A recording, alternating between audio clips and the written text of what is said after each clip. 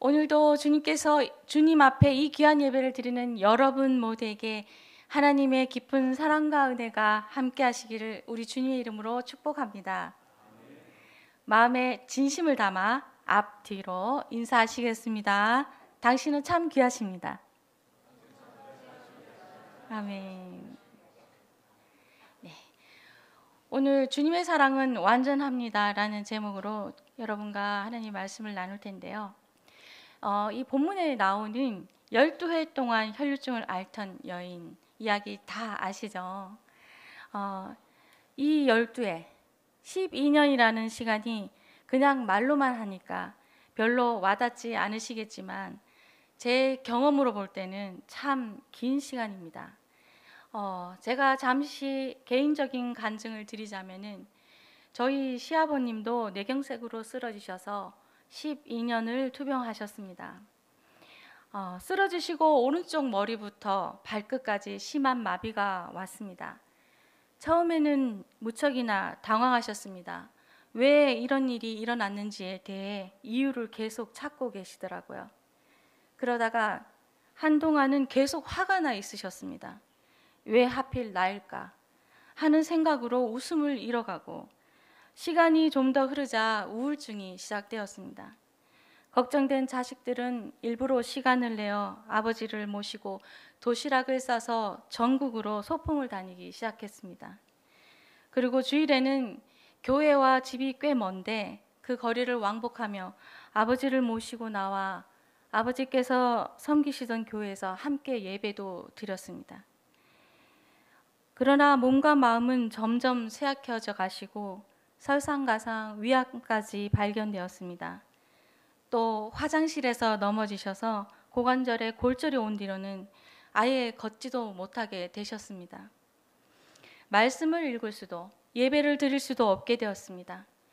찬양과 말씀을 들을 수 있도록 라디오를 사드렸는데 극심한 고통이 있으니 그마저 힘겨워하셨습니다.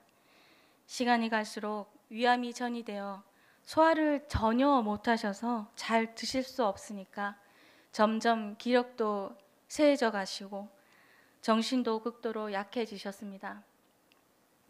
가족들의 극진한 보살핌과 좋다는 약들, 최고급 안마기계, 소풍 그 어떤 것도 아버지의 몸과 마음을 회복시키지는 못했습니다. 시간이 점점 흘러 10년이 넘어가니 가족들이 점점 지쳐가기 시작했습니다. 12해 정말 하나님이 함께 하시지 않으셨다면 아버지도 가족들도 모두 견뎌내지 못할 시간이었습니다. 마지막까지 아버지를 붙잡아 주신 것은 그 어떤 것도 아닌 우리 주님의 사랑이십니다. 그렇게 지치고 포기하고 싶은 고통의 시간 12회를 혈류증을 앓던 여인은 오직 홀로 그 시간을 견뎠을 것입니다. 몸에서 원인을 알 수 없는 일이 일어나면은 통증보다 먼저 두려움에 시달리기 시작한다고 합니다. 혈류증 앓던 여인은 지푸라기라도 잡는 심정으로 여러 가지 치료에 힘을 쓰다가 가진 돈도 다 탕진하고 피가 멈추지 않는다는 이유로 부정한 사람으로 몰리기까지 한 그녀는 가족에게조차 버림받고 더욱 고통스럽고 외로웠을 것입니다. 이렇게 기가 막힌 상황을 바라볼 때 예수님의 겉옷을 만지고 고침받은 여인의 이야기는 언제 보아도 감동적입니다. 사회 약자로서의 소외당하던 여인이라서 더욱 마음이 가는 데다 그 극심한 고통과 외로움 속에서도 어둠에 갇히지 않고 지치지 않으며 예수님의 겉옷을 만지기만 해도 나으리라는 믿음을 가질 수 있었다는 것이 정말 대단하지 않습니까?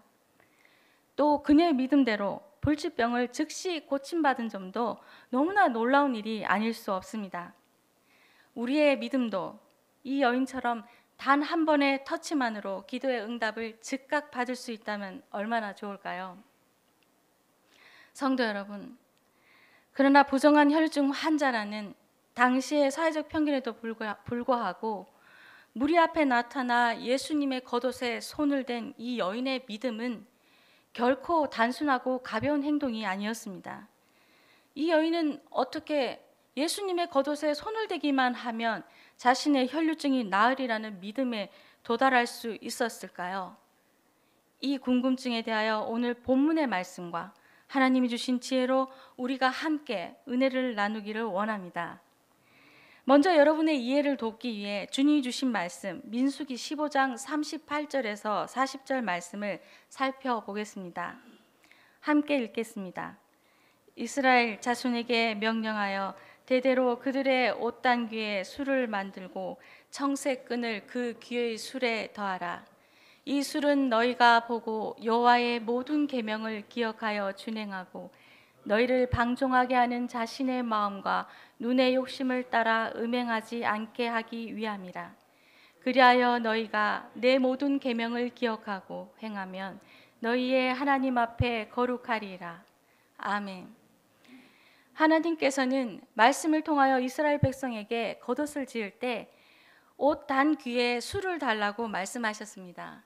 이는 그 옷에 단 술을 보면서 이스라엘 백성들이 하나님의 계명 안에서 살아가는 하나님의 백성임을 잊지 않게 하기 위해서였습니다. 그래서 유대인들은 자신들의 옷, 특히 술이 달린 겉옷을 무척 소중하게 생각하고 있었습니다. 그러나 어리석은 사람의 마음은 늘 하나님의 뜻을 왜곡하고 결국 자신들이 원하는 대로 생각합니다.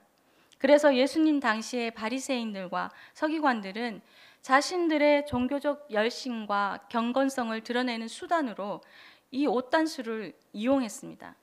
술을 길게 늘어뜨림으로써 여러분 이 술이 그 술이 아닌 건 아시죠?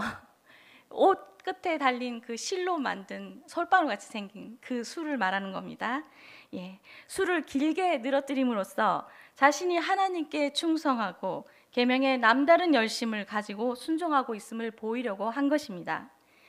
그들의 모든 행위는 사람들에게 보이고자 경문띠를 넓게 하며 옷술을 길게 하고 때로는 술을 너무 길게 늘어뜨려 땅에 질질 끌려서 뒤에 오는 사람들에게 밟혀 다치기도 했습니다.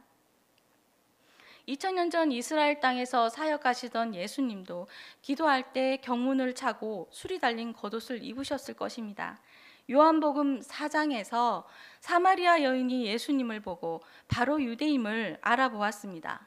이는 예수님의 복장이 유대인들과 같았기 때문입니다. 그러나 분명 서기관들처럼 술을 길게 늘어뜨리지는 않으셨을 것입니다.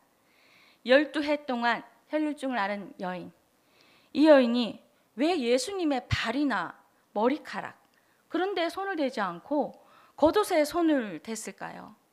어떻게 예수님의 겉옷에 손을 대는 순간 자신의 병이 단번에 나을 걸 알았을까요?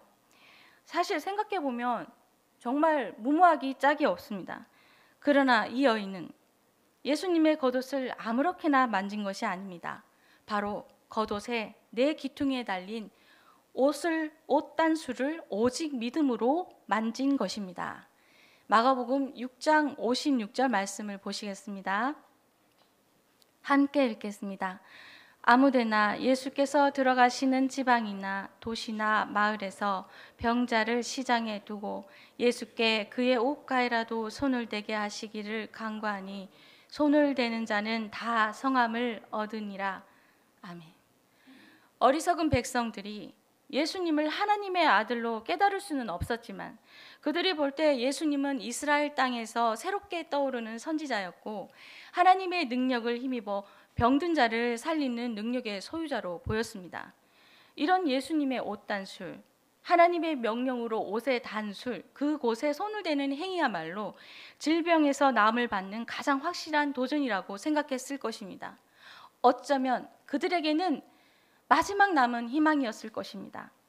하지만 혈류증을 앓고 있던 여인, 이 부정한 여인이 예수님께로 나와서 그 옷단술을 만지기까지는 넘어야 할 산이 몇 개나 있었습니다.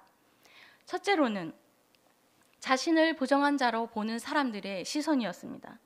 율법은 혈류증 여인을 부정하다고 말하고 있습니다. 결국 여인은 혈류증이 완치되기까지는 사람들과의 접촉을 피하고 격리된 상태로 살아야 했습니다. 예수님께 가까이 가기도 전에 누군가는 이 여인의 정체를 알고 손가락질하면서 큰 소리로 수치를 줄 수도 있었습니다.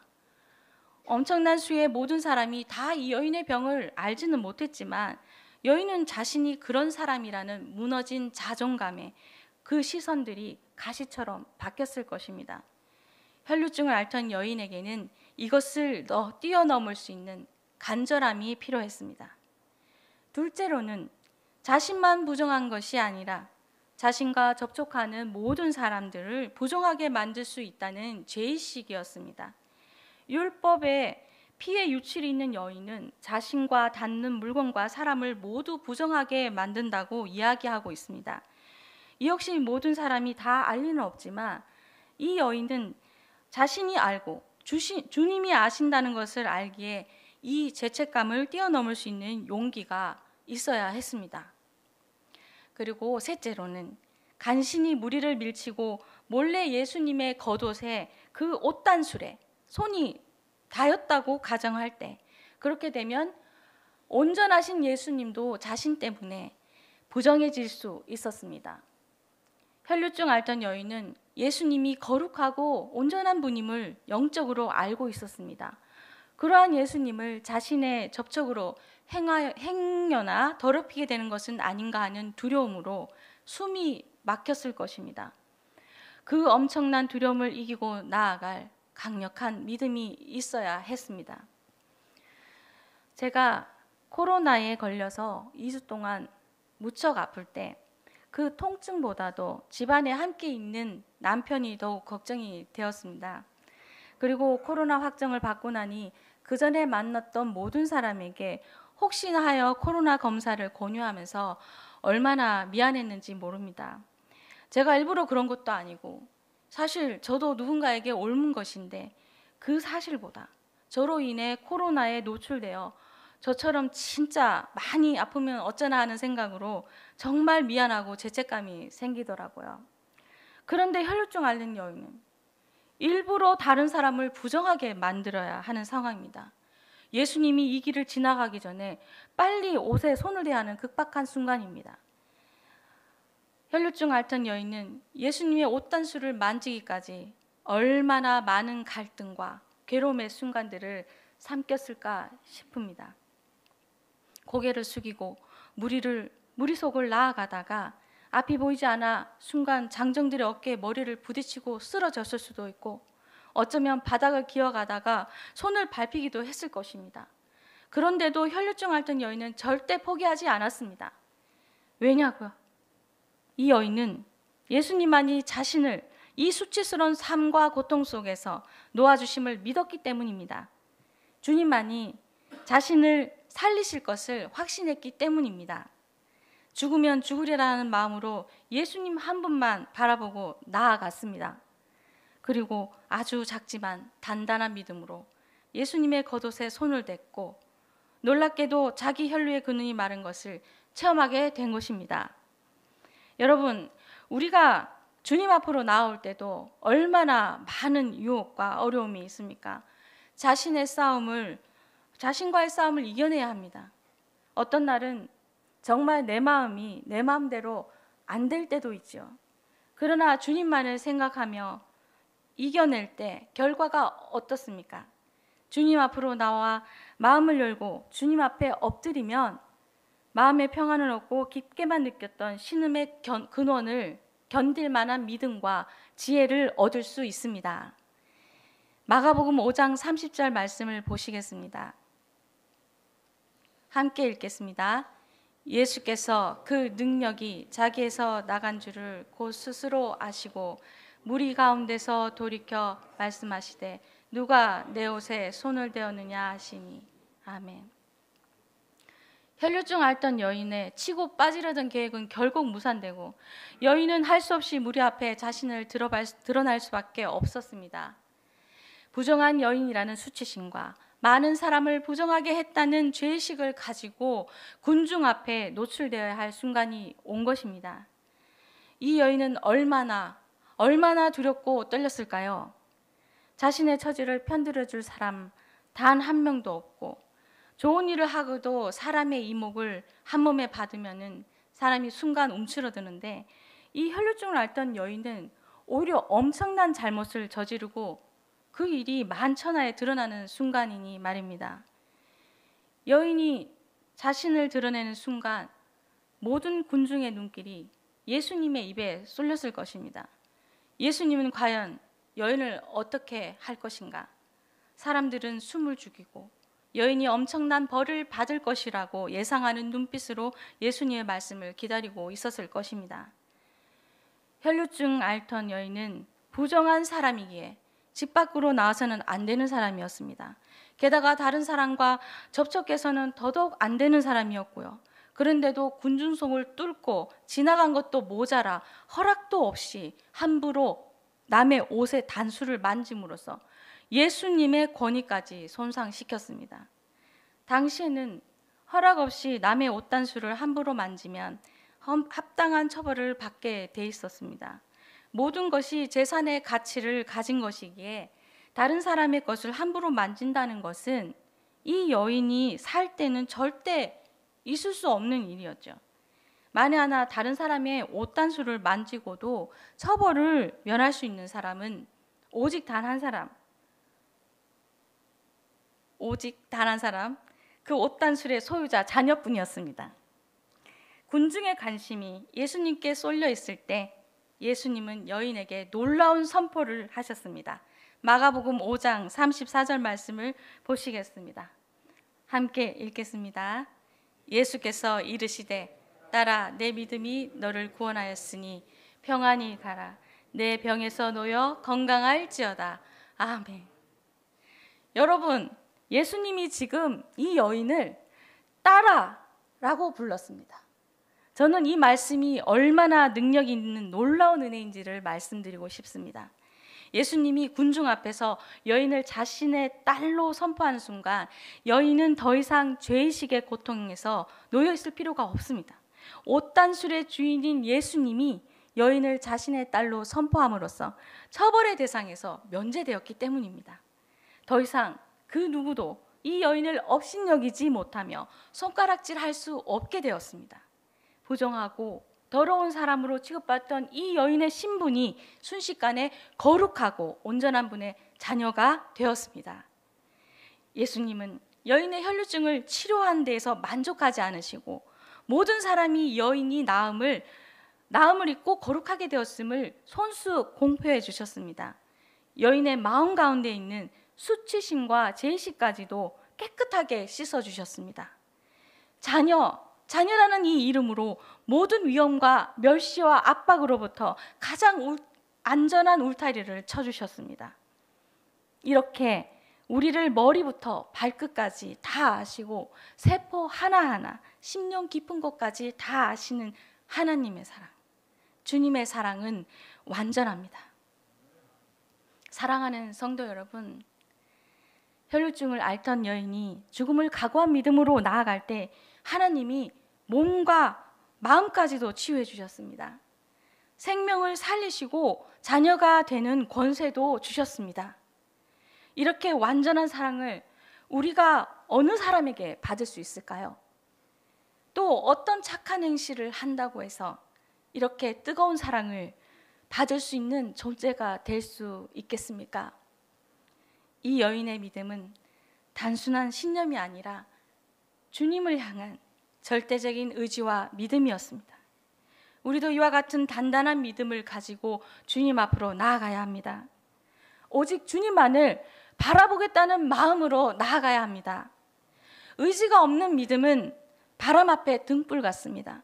조그마한 유혹에도 흔들리고 잘못된 판단으로 하나님을 원망하기도 합니다. 하나님께서 반석 위에 교회를 세우신 이유는 단단하고 그 단단한 믿음으로 깨어지지 않는 사랑으로 우리와 함께 하시기를 원했기 때문입니다. 여러분, 하나님은 살아계십니다. 우리도 전심을 다해 강한 의지로 완전하신 하나님을 예배하고 찬양합시다. 이제 우리는 하나님의 은혜로 올 한 해를 마무리하고 조금만 있으면 새로운 한 해를 다시 맞이하게 됩니다.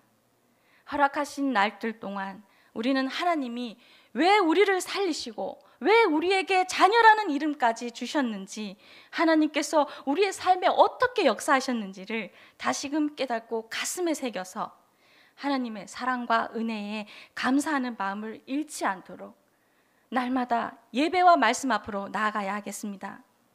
하나님이 우리를 얼마나 사랑하시는지를 말씀을 늘 가까이 할 때 깨달을 수 있고, 주님을 찬양하고 감사하며 나아갈 때 주님과 우리는 공감할 수 있습니다. 그러면 우리는 모두 완전하신 하나님의 사랑을 날마다 공급받으며 살아가게 될 것입니다. 이러한 삶을 살아가겠다고 지금 다시 결단할 때 우리에게 생명을 주시고 함께 믿음 생활을 지켜나갈 공동체를 주시고 또 모든 고난의 근원을 녹여주시고 우리를 자녀라는 이름으로 거룩하게 만들어주신 하나님의 놀라운 사랑이 포항 우리 교회 모든 성도님의 삶 가운데 넘치고 넘치기를 주님의 이름으로 축복합니다. 아멘. 기도하겠습니다.